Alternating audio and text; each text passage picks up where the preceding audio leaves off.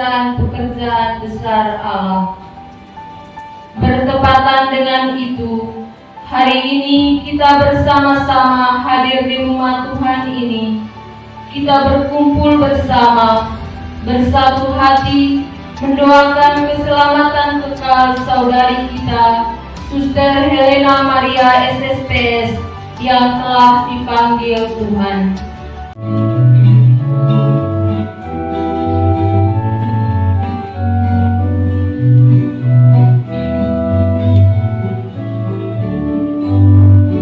Bersiarlah umatmu ke surga, lewat padang gurun yang gersang. Bersiarlah umatku ke surga, tanah elok dan tenang. Dalam kasih-Mu yang mesra, Engkau undang segala bangsa memperoleh hidup kekal dan bersatu di rumah Bapa.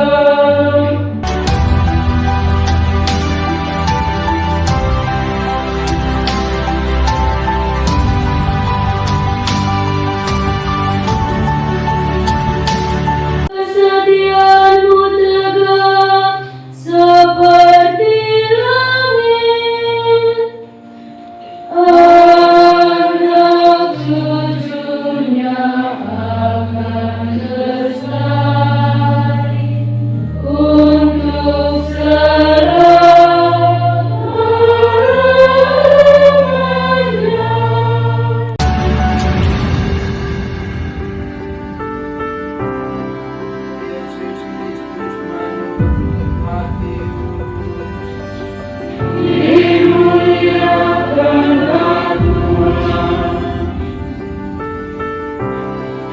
Para imam, saudara-saudari yang terkasih, dalam kitab suci kita temukan sedikit sekali teks tentang Santo Yosef, dan Injil tidak mencatat satu kata pun yang diucapkan oleh Santo Yosef.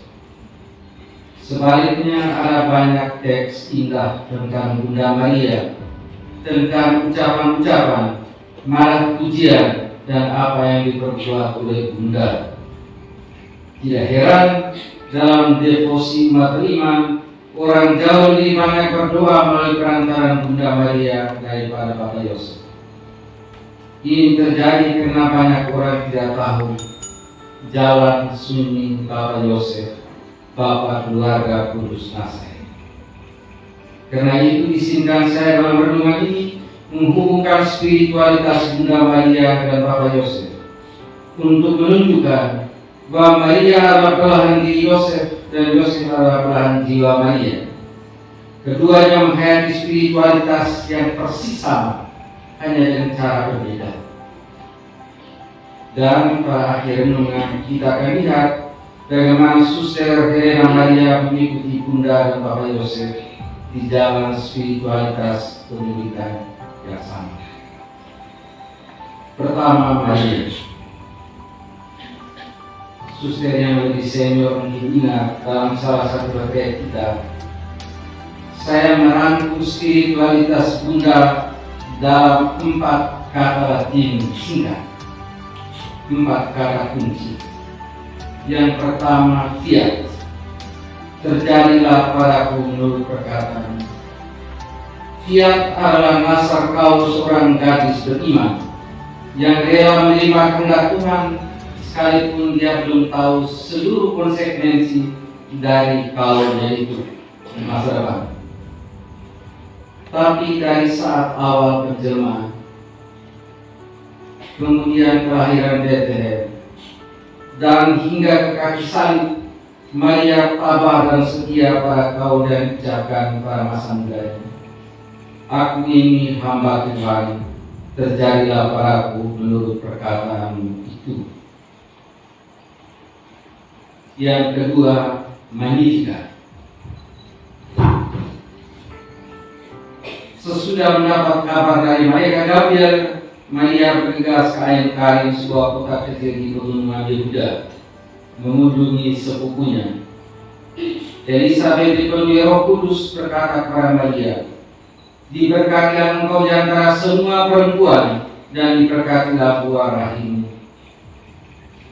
Maria menerima salam itu, tapi dia langsung meneruskannya kepada Tuhan.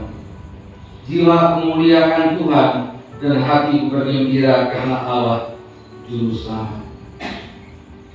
Allah Juru Selamatku dalam bahasa Ibrani Yehoshua, dan Yehoshua adalah nama asli Yesus yang lengkap, yang kemudian disingkat dari nama manis Yeshua atau Yesus. Maka dalam Magnificat, Maria sebetulnya berkata, "Jiwaku memuliakan Tuhan dan hati bergembira dalam Dia yang menjadi Yesusku." Seluruh hidup Maria adalah sebuah Magnificat, marah pujian untuk Tuhan. Kata ketiga, konservabat, artinya menyimpan. Dalam hidupnya sebagai Bunda Yesus ada banyak hal yang Maria tidak mengerti. Misalnya, Maria tidak mengerti mengapa Almasih putra terkasih itu mesti lahir dalam kemiskinan kandang Betlehem. Kemudian gembala-gembala datang menyembah dan mengisahkan bahwa rombongan para malaikat dari surga menyanyikan malah pujian di padang Efrata. Maria heran, tidak mengerti, tapi ia menyimpan dan merenungkan semua itu dalam hatinya. Kelak ketika Yesus mengajar di depan umum, seorang perempuan terharu dan berseru, "Berbahagialah ibu yang telah mengandung dan menyusui engkau." Tapi Yesus menjawab, "Yang berbahagia ialah mereka mendengarkan firman Allah dan memeliharanya." Dengan ini Yesus menunjukkan bahwa kebesaran sejati bundanya tidak terletak pertama-tama dalam kenyataan bahwa dia menurut darah daging telah melahirkan Yesus, melainkan bahwa Bunda Maria mendengar, memelihara firman Tuhan dalam kesunyian batinnya sebelum melahirkannya untuk dunia.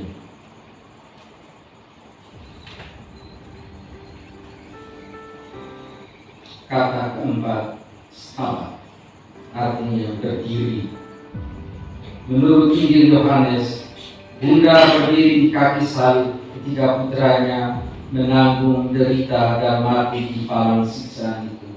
Stabat mater, Bunda berdiri. Bunda tidak membanding diri di tanah dan menangis dengan rambut pada debu seperti yang pernah ditulis penyair Rendra. Tidak.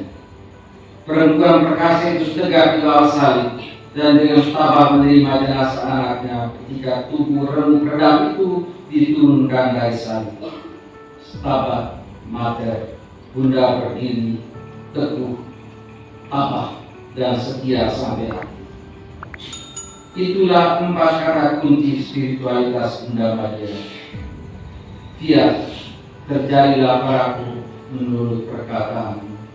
Magnificat, hidupku adalah bara pujian bagi Tuhan. Konservabat, besarkan firman dan simpan dalam hati, sekalipun aku tidak memahami. Stabat, buatlah aku berdiri teguh, tabah, dan setia sampai akhir. Kedua, Santo Yosef. Sudah kita katakan tadi, Injil tidak mencatat satu kata pun yang diucapkan Bapak Yosef. Ia menjawab panggilan Tuhan dengan tindakan, bukan dengan kata. Tapi ada 4 sikap dan tindakan Yosef yang persis sejajar dengan spiritualitas Maria, yang menunjukkan bahwa Yosef adalah belahan jiwa Maria dan Maria adalah belahan diri Yosef. Pertama, Yosef sangat mencintai perawan Maria, dan Maria adalah gadis yang sangat cantik, luar biasa. Bukan hanya karena kecantikan lahir dia, melainkan karena keindahan cahaya batinnya yang dipenuhi Roh Kudus dari kandungan ibunya. Maka kita bisa bayangkan betapa pedih dan terpukulnya Yosef ketika mengetahui bahwa Maria sudah hamil sebelum mereka hidup bersama. Menurut hukum Taurat, Yosef bisa memperkarakan Maria dan Maria bisa dirajam. Tapi karena Yosef seorang tulus hati, dia bermaksud meninggalkan Maria diam-diam. Tetapi setelah diperingatkan oleh malaikat dalam mimpi, dia menerima Maria sebagai istri. Itulah kepasangan seorang beriman yang sejajar dengan fiat Maria. Terjadilah padaku menurut kehendak-Mu, Tuhan.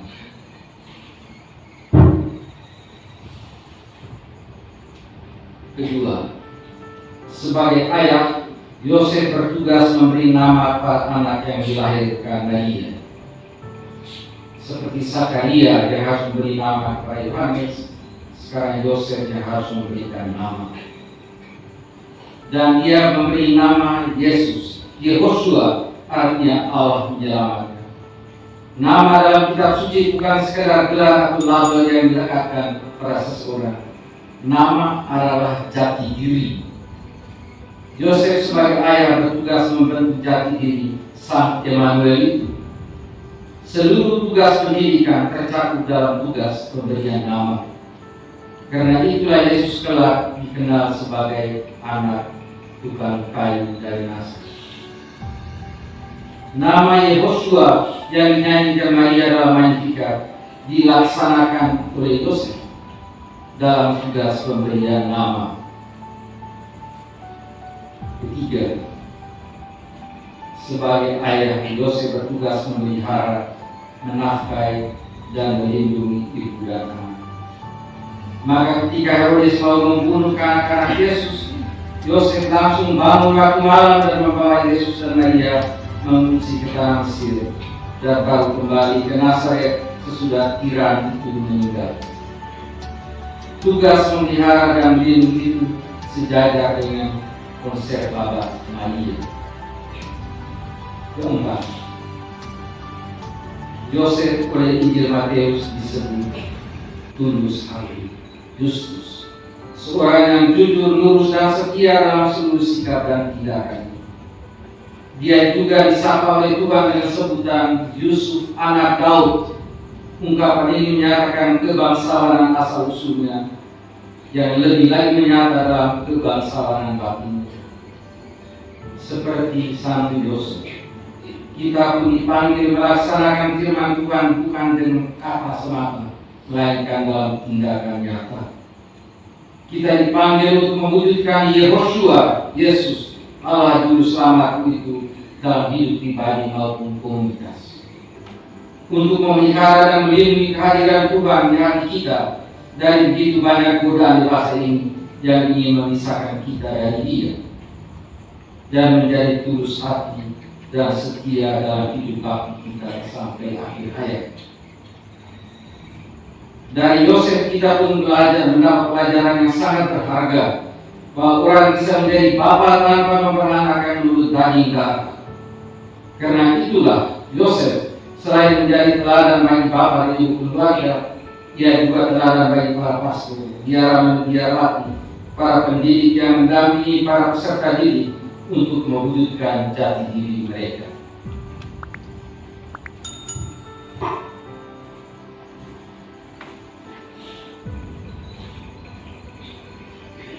Dari kedua orang kudus besar ini, kita pindah kepada saudari kita, Suster Helena Maria Franciscus.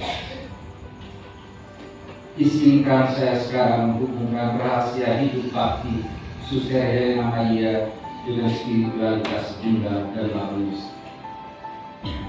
Yang pertama, moto hidup kebiayaan yang dipilih Suster ketika mengikrarkan tahun kekal ialah kata-kata fiat Bunda Maria.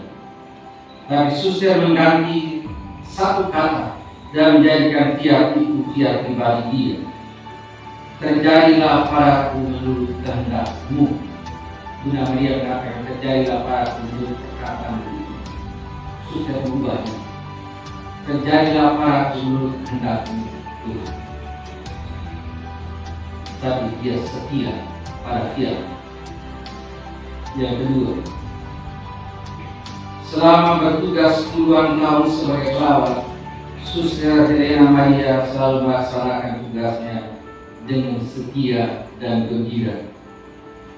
Dalam wawancara pribadi saya tanya, apa yang paling menggembirakan Suster dalam hidup baktimu? Dia jawab, melayani orang sakit. Dan dia paling bahagia ketika orang sakit itu sembuh dan sehat kembali. Melalui kegembiraan dalam pelayanan itu, Suster Helena Maria menjaga hidupnya magnifikat, marah pujian untuk Tuhan. Jiwa memuliakan Tuhan dan hati bergembira dalam Allah penyelamatku, dalam Yehoshua, dalam Dia yang menjadi Yesusku. Paus Fransiskus menulis dalam Evangelii Gaudium bahwa kegembiraan hidup bakti adalah tanda kekudusan sejati. Yang ketiga, konserva, menyimpan dalam hati. Dalam bulan Januari Februari, 2 kali saya menjenguk Suster Helena Maria di rumah sakit. Pertama kali saya terkejut sekali melihat kondisi kesehatannya yang sudah menurun sekali. Dia terbaring di tempat tidur begitu ringkih dan tak berdaya. 3 minggu kemudian Suster Valentin menelpon saya dari rumah sakit dan meminta saya datang karena Suster Helena Maria ingin merayakan sakramen pengakuan. Jam 4 sore saya tiba di kamar pasien. Sekali lagi saya terkejut melihat keadaan Suster. Kali ini satu surprise yang indah. Suster duduk di kursi dalam keadaan segar dan cantik sekali, mengenakan busana kebiaran dan sarung berbakar. Sebelum pengakuan, Suster menceritakan riwayat panggilan yang panjang dan hidup bakti.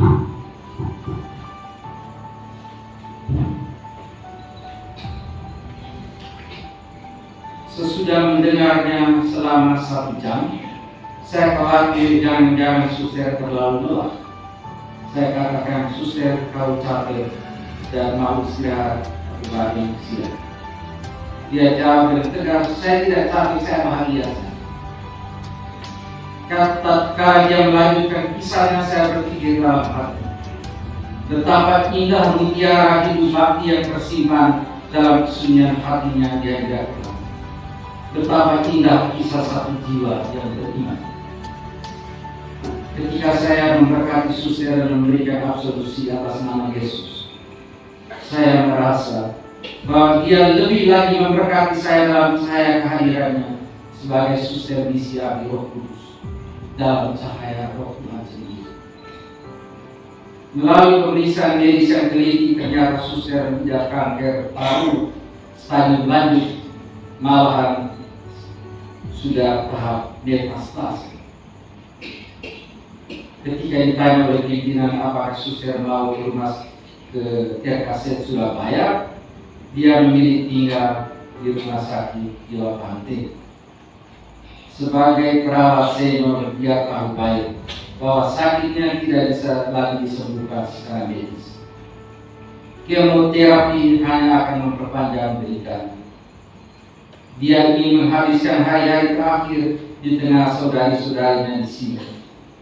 Dalam seri pribadi dia katakan, saya katakan kepadanya, sesudah melayani pasien selama puluhan tahun, pada akhirnya Suster sendiri menderita sakit yang tak terobati. Inilah jalan salibmu bersama Yesus. Inilah stabat mater saudari yang mencintai Yesus Tuhan sampai akhir. Dia meninggal dalam masa prapaskah, masa suci ketika kita mengenangkan sengsara dan wafat Kristus.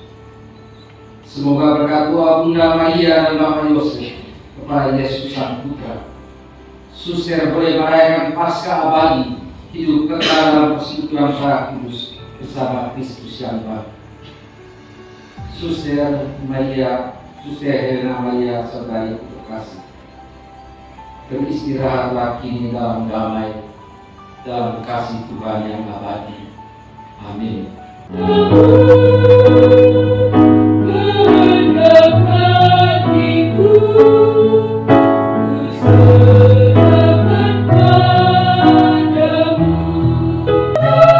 Bakti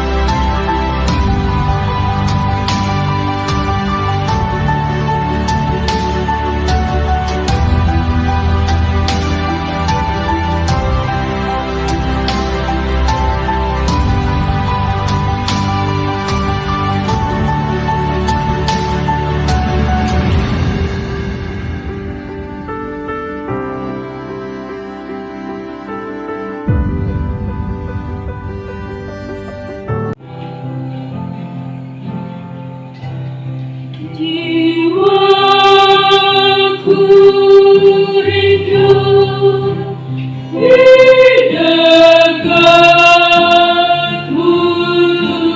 Tuhan.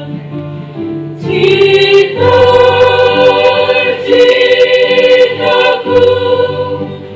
berserah padamu.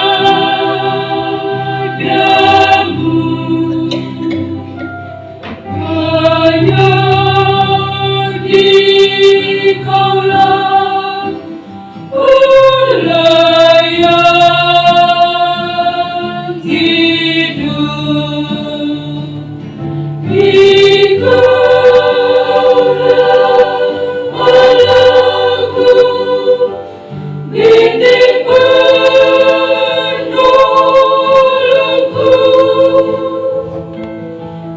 Di tengah dunia peduliku.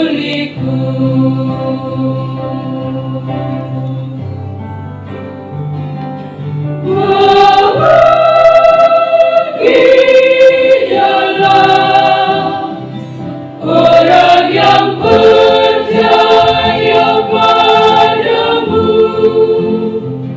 Bahagialah orang yang dekat denganmu.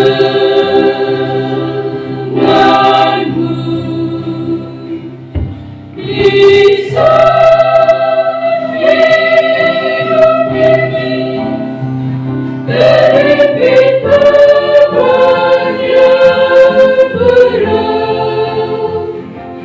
Jika menjadi harapanku,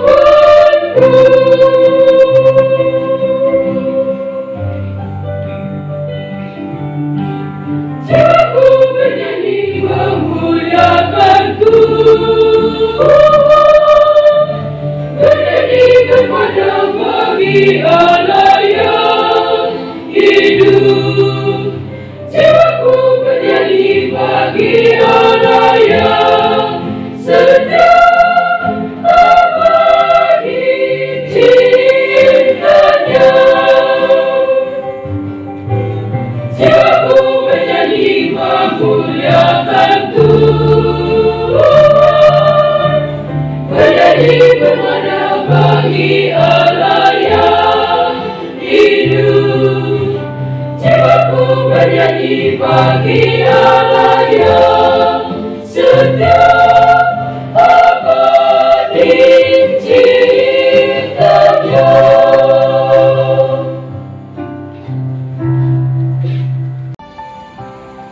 Allah yang Maha Raya, sudilah Engkau melindungi hamba-Mu Suster Helena Maria Estes yang telah disucikan lewat tanda salib.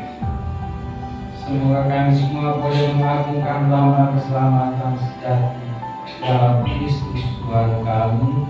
Amin. Ya Allah, berkati baptisan ini supaya menjadi tanda yang selalu mengingatkan kami akan melaporkan kebangkitan Yesus Tuhan kami. Semoga nisan ini menjadi ungkapan iman dan pengharapan kami akan hidup abadi. Dan siapa yang melihat nisan ini ingat akan misteri Paskah. Dan bagi hamba-Mu Suster Helena Maria Estes yang tempat peristirahatnya di pasar nisan, kami mohon berkenan kerajaan berbahagia bersama Kristus menyala. Dialah Tuhan kami sepanjang segala masa. Amin.